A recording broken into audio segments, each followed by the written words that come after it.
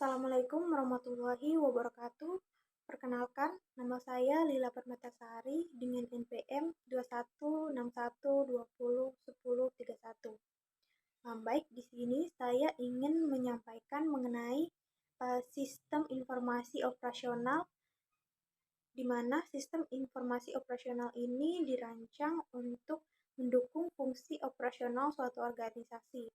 Sistem ini mengumpulkan, menyimpan, dan memproses data yang berkaitan dengan operasi organisasi sehari-hari.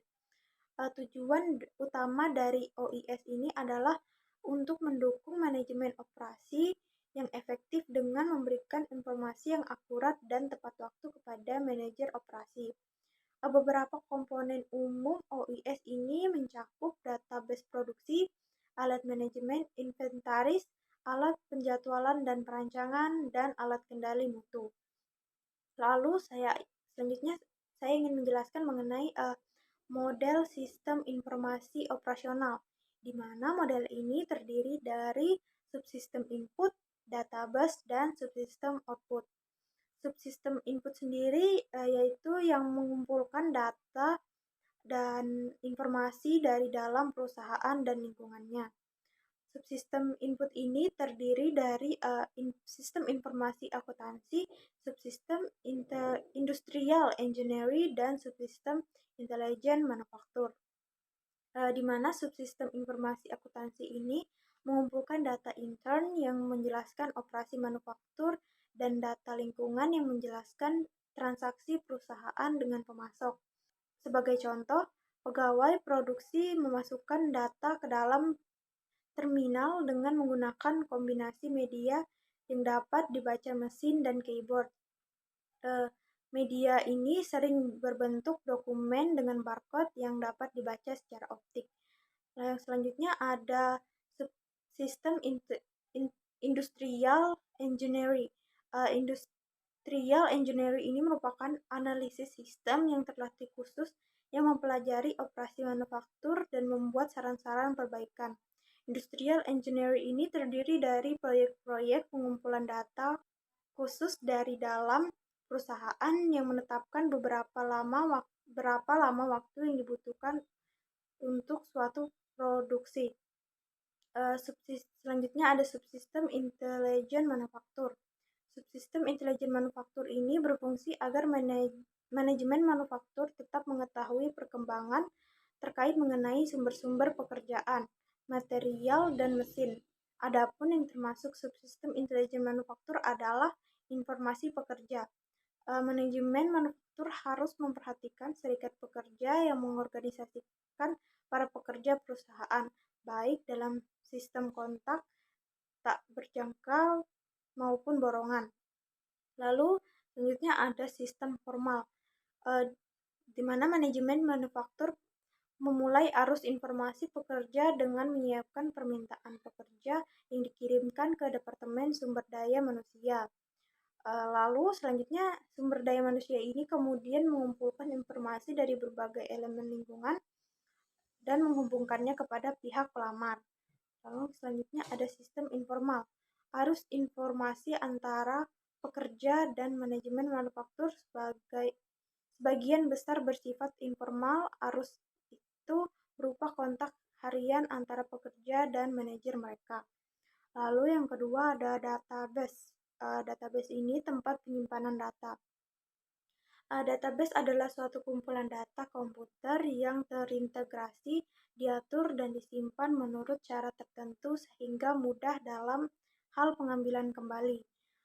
Beberapa data dalam database adalah unik ya bagi fungsi produksi, tetapi banyak yang berbagi dengan area fungsional lain. Data yang dimasuk ke dalam database berasal dari subsistem input, yaitu yang pertama ada sumber internal.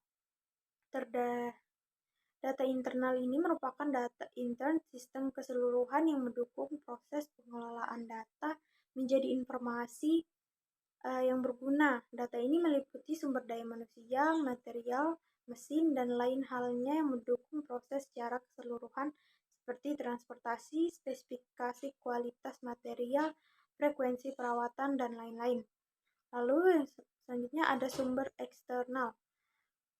Ini data eksternal perusahaan merupakan data yang berasal dari luar perusahaan yang mendukung proses pengelolaan data menjadi informasi yang berguna. Contoh data eksternal adalah data pemasok, kebijakan pemerintah tentang UMR, listrik, dan data-data ini biasanya berguna untuk perhitungan biaya dalam manufaktur mulai dari awal hingga akhir proses. Lalu yang terakhir ada subsistem output. Ini adalah yang mengubah data menjadi informasi.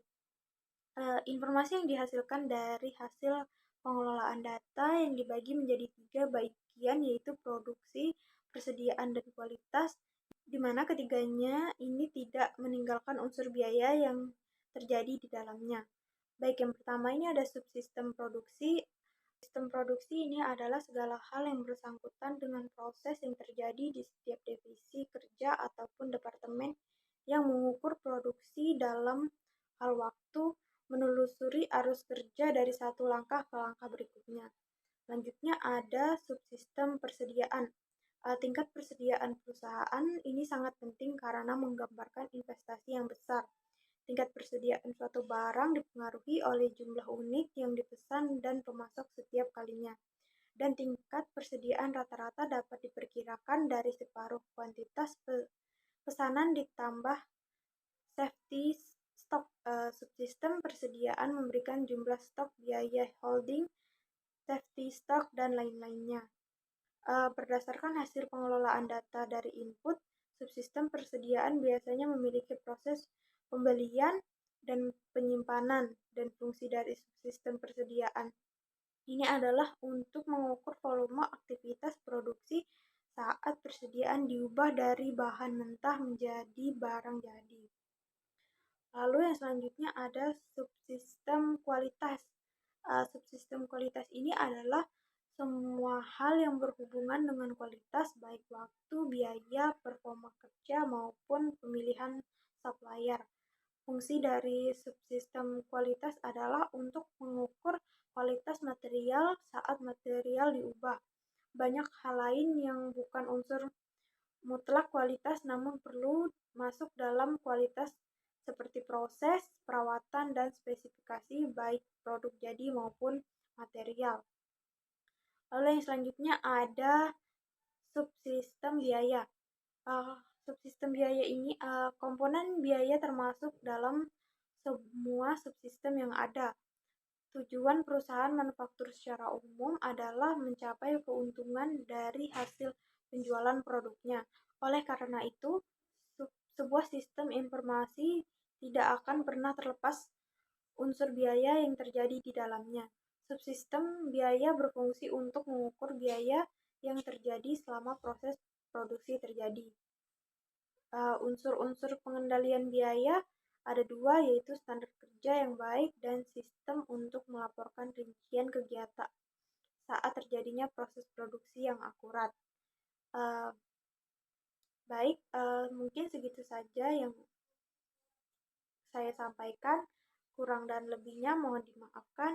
Wassalamualaikum warahmatullahi wabarakatuh.